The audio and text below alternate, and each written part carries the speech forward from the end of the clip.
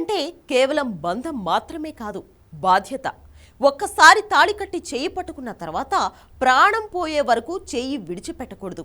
బతికినా చచ్చినా భర్తతోనే అని నమ్మే మన దేశంలో ఆ వివాహ వ్యవస్థనే తలదించుకునేలా చేసింది ఓ మహిళ. ఒకరిద్దరు కాదు, ఏకంగా 50 మందిని పెళ్లి చేసుకుంది. డిఎస్పీ స్థాయి అధికారిని కూడా తన బుట్టలో వేసుకుంది అంటే ఈ మాయలేడి ఎంత టాలెంటెడో అర్థం చేసుకోవచ్చు. తమిళనాడుకు చెందిన సంధ్య అనే ఓ వివాహిత ఏకంగా 50 మందిని పెళ్లి చేసుకుని నిత్య పెళ్లి కూతురుగా మారింది.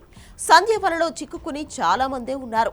పోలీస్ అధికారులనే బోల్తా కొట్టించిందంటే ఈ కిలాడి లేడీ ఎలాంటిదో అర్థం చేసుకోవచ్చు. బాధితుల్లో ఏకంగా డిఎస్పీ, 2 పోలీస్ అధికారులు కూడా మోసం చేసింది ఈ మాయలేడి. వీరితో సహా 50 మందిని పెళ్లి చేసుకుంది.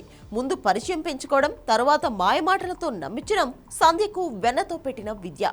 ఇష్టం అంటూ పెళ్లి చేసుకుని తర్వాత డబ్బు, నగలు తీసుకుని ఉడాయించడం ఆమె దందా స్టైల్.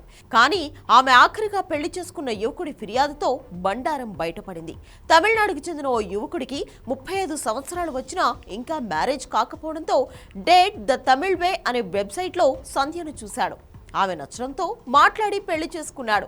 మ్యారేజ్ అయిన 3 నెలల తర్వాత ఆమె ప్రవర్తనలో మార్పు రావడంతో అతనికి అనుమానం వచ్చి ఆమె ఆధార్ కార్డు చెక్ చేయగా అందులో భర్త పేరు వేరే ఉంది.